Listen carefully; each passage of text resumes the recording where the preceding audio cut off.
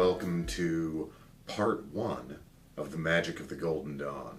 Now, I'm going to open this one up with a little bit of a disclaimer, and that is to say that this is not a purely traditional approach to the Golden Dawn material. So if there are any Golden Dawn purists who run across this video and feel the need to inform me of the fact that I'm doing it all wrong, I'd save it.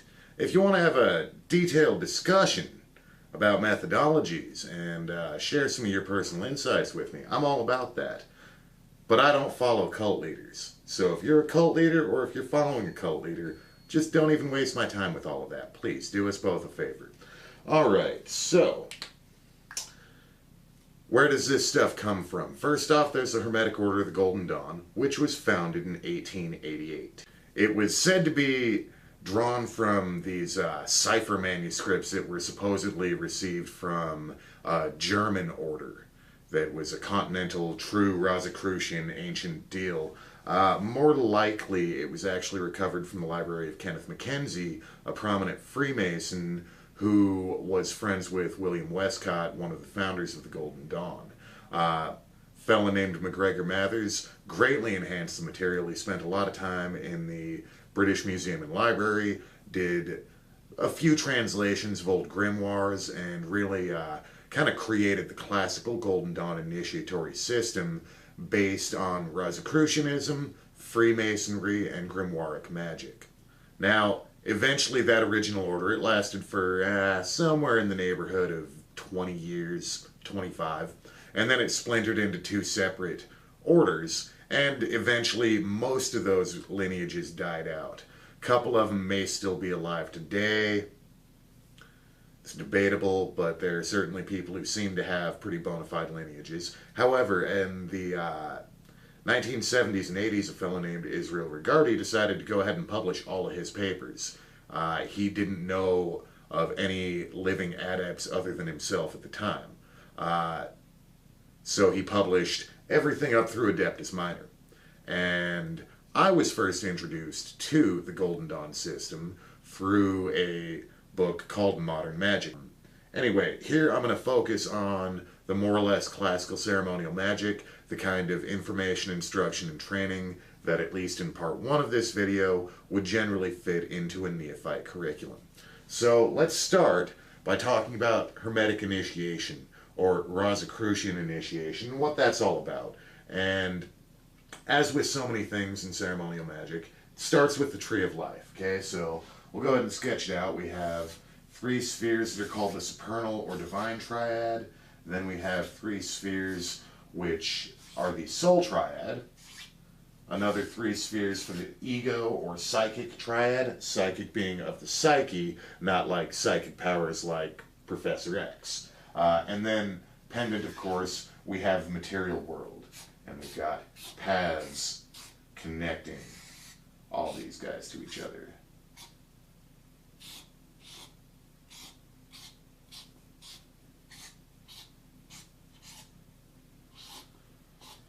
Alright, so the Tree of Life diagram comes from the Kabbalah. The way it's approached in ceremonial magic is generally referred to as Hermetic Kabbalah, because so much of ceremonial magic traces itself mythologically back to Hermes Trismegistus, an Egyptian god who became Hermes of the Greeks. So we call it Hermetic Kabbalah to differentiate from a classic Jewish Kabbalah, which has some very strong similarities. Hermetic Kabbalah was learned by Christians from Jews who incorporated alchemy and astrology, and eventually we have the modern Hermetic Kabbalah, which has been inherited by pagans, atheists, Christians, and many, many, many others. So, it can be seen as a map of the psyche. We have the divine self, which is something that most of us have never experienced any awareness of. Then there's the soul self, which again most people have never experienced any awareness of. Then there's your ego and your body. Okay, so from the body to the ego, this is called Yesod.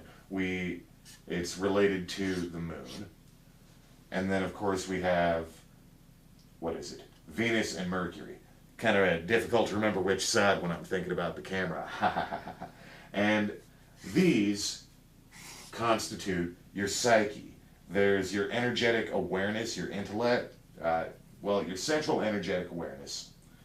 Then we have your intellect and your emotions.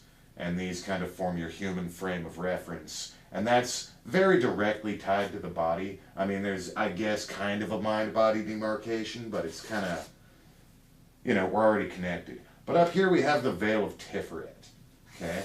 Because this is the soul triad. This is the immortal self. This is a part of you which is unchanging from before this incarnation, will remain unchanged after you die.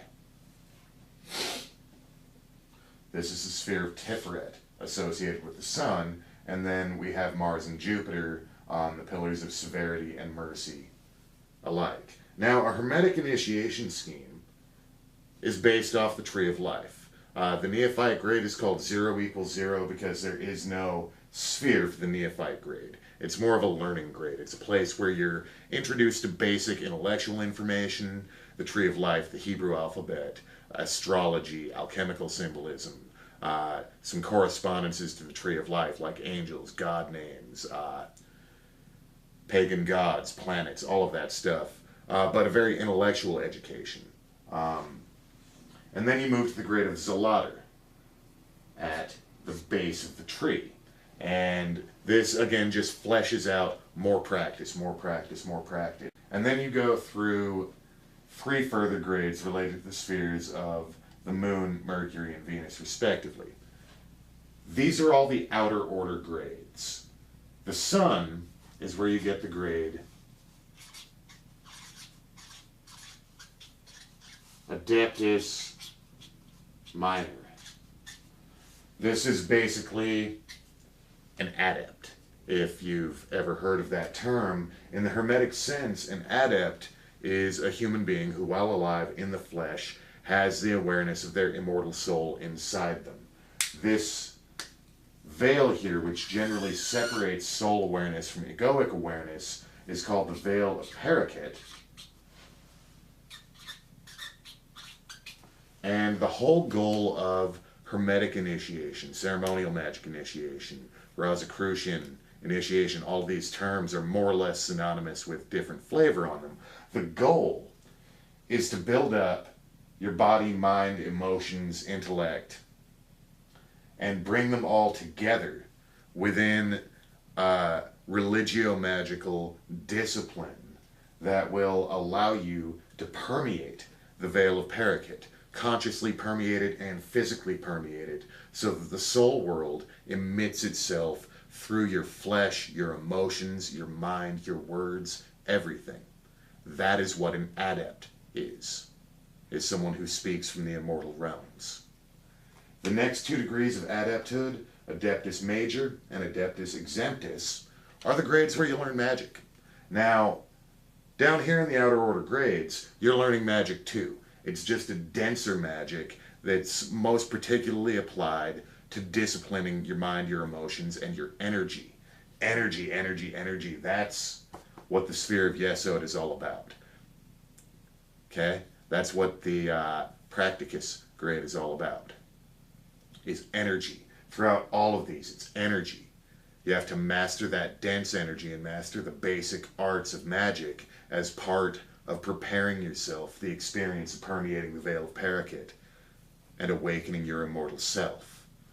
Now, after you've done that, a lot of people, when they permeate Paraket and they experience Tiferet for the first time, they think they've reached enlightenment. They think they've become God. They think all these crazy things because their psyche has simply never experienced energy like that before. But really, there's a reason it's referred to as Adeptus Minor. It's like you've just hatched from the egg. It's amazing. There's all this light. But you're tender and ignorant, and there's still a heck of a lot to learn. And so the following 2 grades are the grades where you learn the advanced arts of magic. And part of that is learning to communicate with spirits, learning to open your senses to different sources of information, looking to take it beyond what you can learn out of a book, and perhaps even beyond what you could learn from a teacher, although the best teachers are more than happy to share this space with you, work together with you, and maybe show you some technical applications, all of that. Now, Aleister Crowley and his Ordo Templi Orientis and his Argentea Maestrum, the two orders that he basically, well, one he fathered and the other he inherited and changed. Anyway, they operate on the same initiatory schema. Now, he says that Adeptus Minor is about knowledge and conversation of the Holy Guardian Angel. I say he's wrong. I say that the Holy Guardian Angel exists beyond the abyss. And so, for a self-awakened spiritual being who has undergone significant magical disciplines, now it's time to call out to your guardian angel, which is nothing other than that unique sliver of the true and immortal God which watches you. Alright, so let's go back to Neophyte. This is just giving you an idea of what the initiations are all about and what they're leading you to. But let's get into the methodologies. So the training of the Neophyte grade involves a lot of things which are now common practice. Back in the 1880s, 1890s, these were secrets that were guarded by initiatory oaths. But those oaths were broken long ago, they spread, this knowledge became common awareness, and other initiatory traditions either shared or had their secrets taken as well. So, to moderners, some of this stuff might seem deceptively simple. A lot of hack New Agers like to take practices that they don't understand the source of origin of and just spread it about, and something gets lost in the transmission. So I'm going to go over a few of the basic elements of a more or less standard Neophyte training regimen and tell you as much as I can in a brief video what it's all about. So one of the first tasks is to begin keeping a dream journal. Now, we've all heard lots about dream journaling. Some people out there have even learned astral projection. This is a beginning of the training method, not only for astral projection and lucid dreaming, but also part of the training method for seership, also part of the training method for prophecy, and for magic, and for self-development. A key here to the dream journal thing, the lucid dreaming and the out-of-body stuff aren't generally addressed until the Adeptus Minor grade or near that.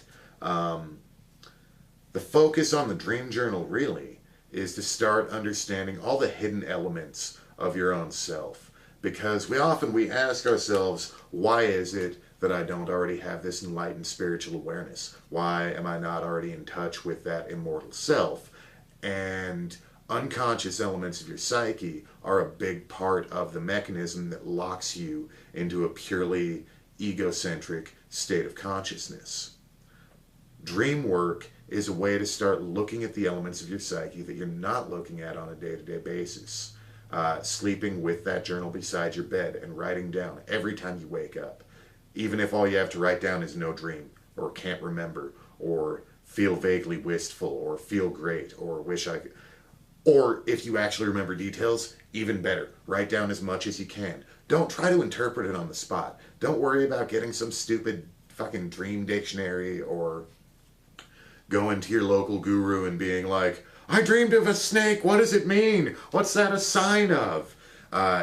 Just don't even look at it like that. Don't even try to analyze it at this point in time until you've collected at least a couple, maybe a few months, maybe even a year worth of dreams. And then rather than looking back at it, hoping to find a sign, look back at it, hoping to understand more deeply a pattern involved in the functioning of your own inherent psychic makeup. That is the reason to keep your dream journal at this point in time. Alright, so the next important exercise is scrying with the tarot. Okay, now, the Golden Dawn had a lot of teachings about the tarot. Most Hermetic orders do. They teach how it correlates to the tree of life and teach some divinatory practices, teach you how to use them in magic, etc., etc. None of that really matters for this exercise. For this exercise, what you're working on developing is not a memorized system of correspondences. You're not working on interpreting the symbology or delving into the history of each card. What you do is you take the cards one by one, usually one a day, and record this in your journal. Okay, keep a magic journal as well as a dream diary. Okay, and every day do one tarot card. Start with the major arcana, then maybe try some of the minor arcana. Find a tarot deck where the minor arcana, the ones that are numbered 1 through 10, have individual pictures and scenes, not 10 wands, but an actual image, a picture, something complex, so that when you use it for your scrying, you actually have something to work with. Okay? There's one element of magic that requires absolute focus on one element, an active magic. But for passive magic, what you need is a receptiveness to a broad range of sensory input. Okay? So whatever card you pick for the day, read some correspondences of it, or maybe even write yourself little verse things, something very stream of consciousness that you can recite to yourself, and then spend a while staring at the card, just soaking it in. Don't try to understand it. Don't try to interpret it. Don't try to remind yourself what you think it means. Don't do any of that. Just absorb the imagery like you absorbed those words without even stopping to filter them at all. Don't try to do any interpretation. Just soak it in. Let your mind be like a sponge. Let it be absolutely passive with no need of comprehension, pure absorption. Some people like to touch the card to their third eye at that point in time to try and saturate it in the energy or reach through the image into that reality with their third eye and draw it back themselves. That's a little more advanced way to do it, but really soak it in and then put everything down and just stop and let yourself imagine something. Don't try to imagine something about the card you looked at. If you were just looking at the magician and you try to imagine what the magician is all about in little scenes flip through your mind, that stuff, it could be genuine seership, but more likely it's generated by parts of your own mind that desperately want this exercise to work. So they give you some crap. And they want to know it's real, so they analyze it. And it's all ego functions. This is the stuff you need to turn off. You need to let yourself imagine like a child. Empty everything and just imagine something. Whether it's a scene, an image, a voice, whatever it is, write it down for that tarot card in your magical journal. Okay? And no analysis. Just do it day after day, week after week. All these journaling exercises are really important because they start to give you a map of your own self. They start to give you a map of how you are interacting with various energies and what within you is arising in response to those energies. But it's not the sort of thing that you need to nitpick it apart on the spot. It's the sort of thing that you need to let it happen throughout time. You need to let yourself find a groove and a flow with your metaphysical, occult, and magical disciplines rather than grasping.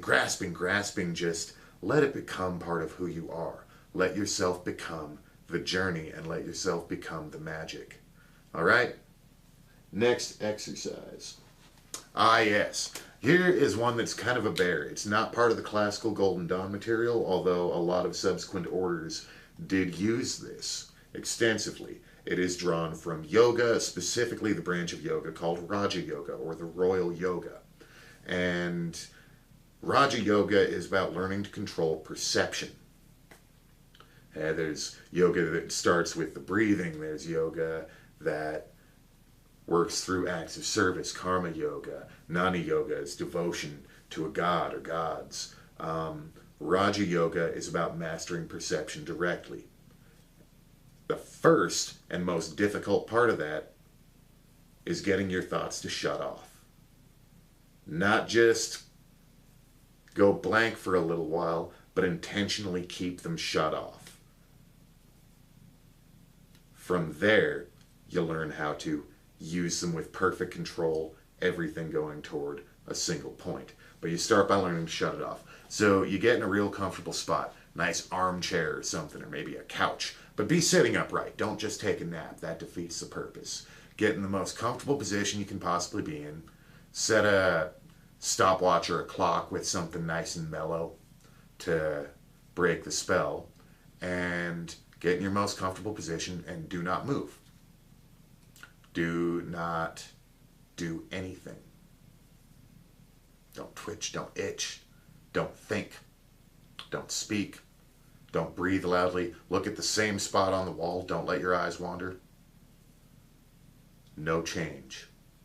Start with 5 minutes. See if you can work it up to 10. A lot of people experience extreme physical discomfort when they try to do this, and that means you're doing it right. Eventually you break through that and you achieve a level of mastery and you have success with this introductory meditative discipline. And from that point on, your intellectual and mental discipline will be dramatically enhanced over whatever it was before. Once you have success in this discipline, it always pays to continue to practice, but you're never going to lose that enhancement once you break through it. If you start sweating buckets and it hurts and you want to move so bad that you can't stop yourself, get back to center, zero out your thoughts. Don't think about whether or not you're thinking, bring it back to nothing. It's a pain in the butt, but it is so worth it. All right, so there are a lot more things involved in Golden Dawn curriculum. I urge you to get Israel Regardie's book, The Golden Dawn, or who is it? Chick and Sandra Tabitha Cicero. They were students of Israel Regardie's, and they've put out a two-parter. I can't remember the name of it, but it basically takes the same material and breaks it down into easy lessons. It's a good thing to get into if you want to really delve into the Golden Dawn tradition. I tend to favor a much more eclectic approach, obviously. There is one more exercise I'd like to introduce you to before we wrap up this video, and that is called the Lesser Banishing Ritual of the Pentagram.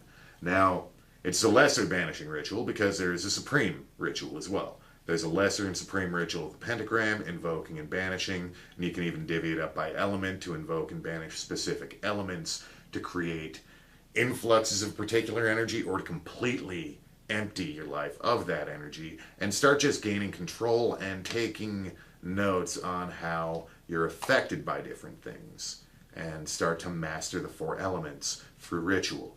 But the lesser banishing ritual of the pentagram is kind of its own special thing because you do it for all 4 elements, even though you're using banishing earth pentagram the whole time, because you're banishing on the low level, the dense astral level. You're just clearing out the energy, and then you're drawing in divine and angelic energy. This ritual combines verbalization, visualization, physical action, and energy, if you can master it. But even if you're not controlling the energy, the other 3 are what start to awaken the ability to control the energy. Okay? And there are other functions of the lesser banishing ritual, the pentagram, where you make a cross throughout you and a sphere surrounding you of energy, connecting you to multiple different powers. If you establish that within your aura, it'll open up a whole lot of other training methods and magical methods that are rightly in the whole adept level of magic. Okay? So this cross and circle ritual is relatively old. It is part of the original cipher manuscript. It's been changed and adapted over time. There are various versions of it. I'm going to go ahead and give you the basic version of it here. And there's also a written copy of this on my website, indigospeaker.com, in the articles section. Okay? Anyway, you start by assuming God size. You visualize yourself getting huge. Everything around you, the building you're in, just kind of melting away like a mirage, and you grow huge, huge, huge until the earth is tiny beneath your feet. Then you visualize a star high above your head in infinity, bright, radiating star. And for some reason, when you reach up, you can totally touch it and grab some of that light and draw it down like taffy into your forehead. And there you say, Ate. From your forehead, you project it down into infinity. And you say, Malkuth. My writing is awful when it's sideways. Okay? So, what it looks like is just Ate Malkuth. Then you bring your attention back to your heart center. Okay? This was up in your forehead, third eye. Okay? from your heart center, you're going to project off beams of energy into infinity. To the right, you're going to say Vigbura, and then to the left, you're going to say Vigdula. So it's Ate Malkuth, Vigbura, Vigdula, and then you come to the center again. Hold your hands in kind of a prayerful position, close to your heart, and you say Leolam, Amen. Now, some people do it where they just expand it in kind of a spiraling, almost two-dimensional energy. Others will do it three-dimensional, projecting in front of and behind into infinity. So, Ate Malkuth, Vigbara, Vigdula, Leolam, Amen. What does all that mean? It's the last phrase out of the Lord's Prayer. For thine is the kingdom and the power and the glory forever. Amen. And Amen, interestingly enough, roughly translates to the Lord is a faithful king. Now, why would we say this Christian thing when so many of us are not Christian? Let's go back to the Tree of Life for a second and ask, who is this thine? Thine is the kingdom and the power and the glory. Who is thy? Who are we talking about? What we're talking about is our own God self, which is totally separate from you at this point in time, guarantee it. If you have a body and you're able to move it around and think and talk, your God self is not you right now. Get over yourself. Thine, what you're doing, you are a faithful king. My Lord is a faithful king. My holy guardian angel, my shred of the ultimate creator, is a faithful king. What this is doing is establishing within your psyche a trust in your own divine guidance. Okay? So, when we're doing this cross ritual, where we're drawing this light from this mystic star above us, and drawing it into our body and through our body and down into the ground and radiating it out into the universe, we're saying, thine is the kingdom and the power and the glory forever. And you are a faithful king, is what that means. Okay? You're talking to the highest God that your soul knows directly, because your soul is but a reflection of it. So that's what that's about. Okay? Then we get into the casting of the circle proper. Okay? Let's see if we can show how these pentagrams are made. We'll usually start off in the east, and we'll trace up, down, left, right, back down. A banishing earth pentagram. You want to visualize this in blue fire. I like to visualize it starting off about that big, and then when I speak the God name through it, it kind of shoots out and expands until the 2 feet rest on the ground, and the peak is high above me, and the whole thing's kind of wrapping around, filling that quarter of the circle. So you trace these pentagrams in blue fire, and then you speak or vibrate God names through them, which are kind of like recipes for various forms of divine power. You'll start in the east, then south, then west, then north, then back to the east. The traditional God names are Yod-He Vav-He, which is the ultimate God name. Adonai, which simply means Lord. Eheye, I am. And Agala, which is another acronym. Ata Gibur Leolam Adonai. You are justified. Thou art justice forever. You are justified forever, Lord. Okay. Anyway, if people are interested in this ritual, I can do something that slows it down a little bit and gives you a lot more detail. Right now, we just want to focus on the visuals, okay? So we trace these pentagrams, we vibrate these God names through them. The traditional mode of vibration, you vibrate up in the mask, so it'd be like Adonai, and you feel it vibrate in your forehead and you radiate the actual sound out. I don't do it that way anymore. I prefer to let it come from my throat chakra. Wow. Okay? So we go Yod He Vav He, blue pentagram of fire. Then we trace a white line of fire around at the heart level. Another one. Adonai.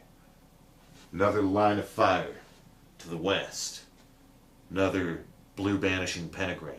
Eheye. And then to the north, another one. Agala. Okay? Then you come to the center. And it's time to invoke the archangels. You kind of hold it. Some people do like a really rigid cross. I like to just raise my hands because I'm like calling out to these immense divine beings. And you say, before me, Raphael, or Raphael, if you want to do it the traditional way. I like to do it with a little emphasis. Before me, Raphael. Behind me, Gabriel. At my right hand, Michael. At my left hand, Oriel. For about me flame the pentagrams, and within me shines the six-rayed star. While you're doing this, you're letting these angelic presences come up to you. If you're not in that deeper energy level, just go ahead and visualize. Visualize Raphael as this tall, blonde youth with golden, yellow, and violet robes who's a healer. Visualize Michael as this rough, tan guy wearing like a legionary uniform. Crimson, maybe with some green highlights. Fire. Gabriel, older, perhaps of Eastern descent, wearing blue, orange, like goldfish in the sea, okay? And Oriel, black and white, old Father Death, perhaps with a sheaf of wheat or a sickle, okay? So just visualize them standing so tall they tower above you, facing inward toward you if they're pouring their wisdom upon you, facing outward if they're protecting you from things outside yourself. And then that last bit is just to re-strengthen your circle and the six-rayed star going out in four directions before and behind you in your heart chakra. For about me flame the pentagrams, within me shines the six-rayed star. And then you repeat the Kabbalistic cross. Ate, Malkuth, Vigbara, Vigdala, Leolam, Amen. That is the lesser banishing ritual of the pentagram. At that point in time, rather than getting rid of these energy structures, try to see them all around you simultaneously. Okay? The cross, the circle, the stars, the angels, and then just let them fade from your awareness. Still there, just let them fade and go about your life. Traditionally, you would want to do that morning and night every day for a year. And you record that in your magical journal as well with your dreams and your tarot exercises, as well as perhaps any musings you have on the intellectual material you're studying. So, if anyone would like to, go ahead and stand up at your computer right now. Go ahead, don't. I mean, if there are people around, I guess you can just try to visualize it and do it with me in your mind. But if you're just stand up and do it with me.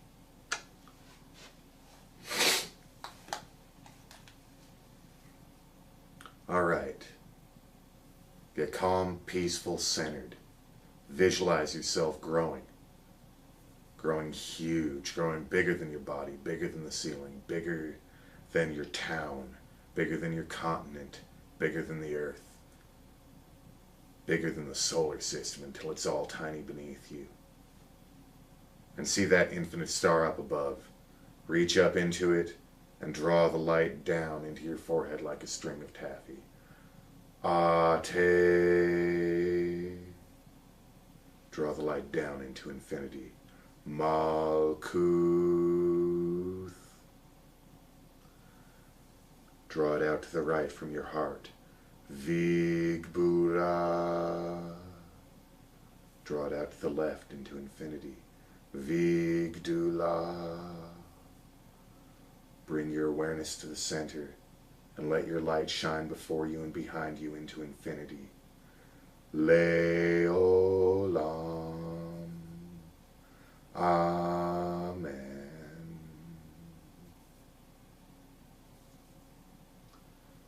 facing the east.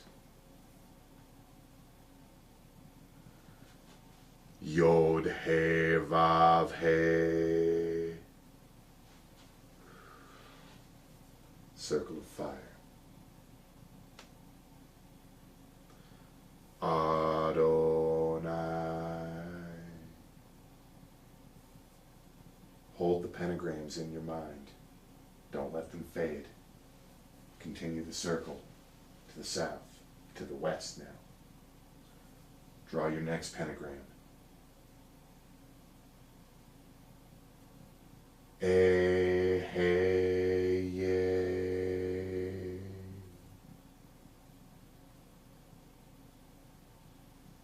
Continue the circle. Another pentagram. Agala.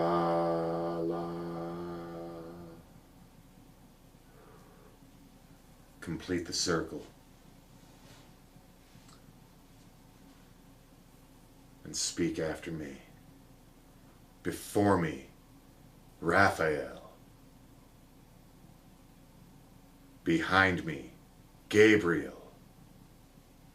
At my right hand, Michael. At my left hand, Oriel. For about me flame the pentagrams, and within me six-rayed star.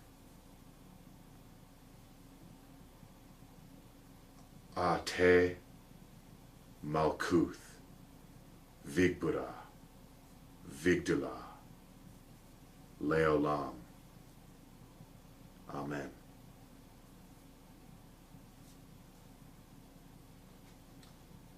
And that concludes part 1 of the Golden Dawn style ceremonial magic training series. Let me know if you have any questions. IndigoSpeaker.com has a little blog on it under articles. You will find a written copy of that ritual there. In any case, my friends, many blessings, best of luck. Any questions you have, leave them in the comments section. The more interest you show, the more of these videos I shall make for you. Hail and farewell.